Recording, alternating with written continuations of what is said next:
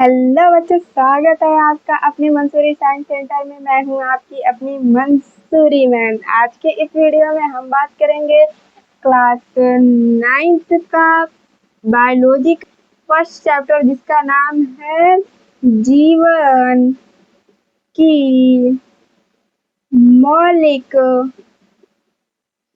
इकाई, the fundamental mental unit of life के बारे में डिटेल से पढ़ने वाले हैं। मैं पिछली कुछ वीडियो में क्लास 9th के पहले चैप्टर यानी केमिस्ट्री के पहले चैप्टर को डिटेल में पढ़ा है। आपने नहीं पढ़ा है तो आप मेरे यूट्यूब चैनल पर जाएं और सारी हेडिंग्स को डिटेल में पढ़ें। चलिए वीडियो को स्टार्ट करते हैं। पहले हम देखते हैं कि इस चैप्टर में हम क्या क्या पढ़ने वाले हैं। तो सबसे पहले हम देखेंगे इसका इंट्रोडक्शन, प्रस्तावना देखेंगे, क्या इंट्रोडक्शन। फिर इसका देखेंगे विज्ञान के इतिहास में इसका महत्व क्या है, ये देखेंगे। फिर सेकंड पॉइंट देखेंगे कि कोशिका की परिभाषा देखेंगे, डिफिनेशन ऑफ सेल्स देखेंगे। और फिर सजीव कोशिका बने होते हैं, देखेंगे कि सजीव किससे बने होते हैं, how are living organism made of. और नेक्स्ट देखेंगे कोशिका की आकृति और आकार, shape and size of cells. Next है कोशिका के कार्य, फंक्शंस ऑफ सेल्स देखेंगे। और नेक्स्ट देखेंगे कोशिका की संरचनात्मक संगठन, structure organisations of a cells. और नेक्स्ट देखेंगे प्लाज्मा झिल्ली यानी या कोशिका झिल्ली, प्लाज्मा मेम्ब्रेन या सेल मेम्ब्रेन।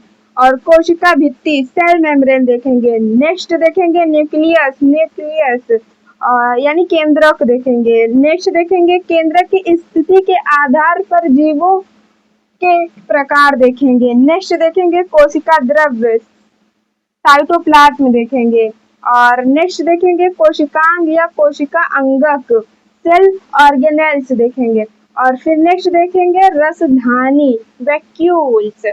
इसके बारे में हम डिटेल से पढ़ने वाले हैं। इंट्रोडक्शन है इसका कि कोशिका की खोज सन 1665 में रॉबर्ट हुक ने एक पेड़ की छाल से प्राप्त पदार्थ, जिसका क्या था, वो कॉर्क था, कॉर्क की पतली काट को अपने द्वारा बनाई गई सूक्ष्मदर्शी यानी माइक्रोस्कोप से देखा। तो उन्होंने क्या देखा, उन्होंने देखा कि कॉर्क बहुत सारे छोटे छोटे कष्टों यानी कंपार्टमेंट्स बने हुए थे, जिसकी संरचना बिल्कुल मधुमक्खी के छत्ते जैसी दिखाई दे रही थी। तो उन्होंने इन कोष्ठकों को कोशिका सेल कहा। लैटिन भाषा में सेल शब्द का अर्थ कमरा होता है, लिटिल रूम होता है। मगर इन्होंने मृत कोशिका का अध्ययन किया था, जिसका विवरण अपनी पुस्तक माइक्रोग्राफिया में किया था। इसीलिए रॉबर्ट हुक को कोशिका विज्ञान का जनक, फादर ऑफ साइटोलॉजी कहा जाता है। जैसे इसमें कहा गया है कि रॉबर्ट हुक ने सबसे पहले सन 1665 में इसकी कोशिका की खोज की थी। और किस मतलब एक पेड़ की छाल, छाल का मतलब कि कॉर्क, जो कॉर्क का टुकड़ा था वो इस तरीके से था जैसे कि मधुमक्खी का, कैसे होता है मधुमक्खी का छत्ता, यूं होता है ना मधुमक्खी का छत्ता, यूं यूं करके उसमें कमरे बने होते हैं ना, कैसे ऐसे करके कमरे बने होते हैं ना। तो ये इसमें जो था इन्होंने देखा था, मगर उन्होंने डेड सेल की स्टडी की थी यानी मरी हुई कोशिका का अध्ययन किया था। तो उन्होंने अपनी उनकी जो माइक्रोस्कोप था, उनका माइक्रोस्कोप सरल माइक्रोस्कोप था, एडवांस नहीं था कि वो और बाकी चीजों को देख सके। लेकिन इन्हीं को बोला जाएगा फादर ऑफ साइटोलॉजी, क्यों, क्योंकि इन्होंने सबसे पहले देखा था। तो फिर उसके बाद इन्होंने इसी को कोशिका नाम दे दिया। कोशिका लैटिन भाषा में कोशिका का अर्थ होता है छोटा कमरा। तो इन्होंने वही देखा था कि छोटा कमरा, तो इसीलिए इसको छोटा कमरा यानी सेल बोल दिया।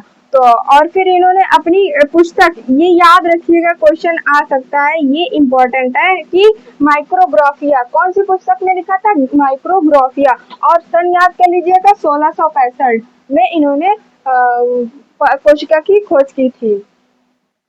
अब आगे बढ़ते हैं हम लोग, आगे देखते हैं कि सन 1674 में एंटोनी वॉन लीवेनहॉक ने उन्नत सूक्ष्मदर्शी यानी एडवांस माइक्रोस्कोप से तालाब के जल से जीवित लिविंग कोशिका का पता लगाया था।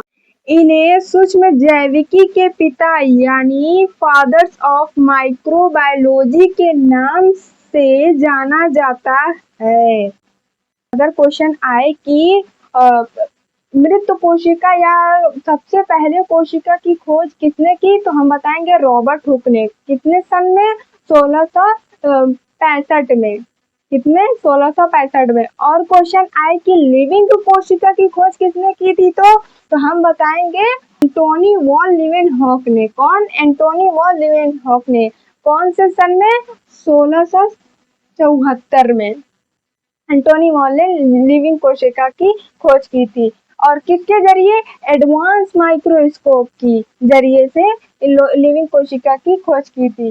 कौन से पानी में? तालाब के जल से कोशिका की खोज की थी। इसीलिए इन्होंने एडवांस माइक्रोस्कोप का आविष्कार किया था, तो इसीलिए इनको क्या बोला जाता है? Father of microbiology.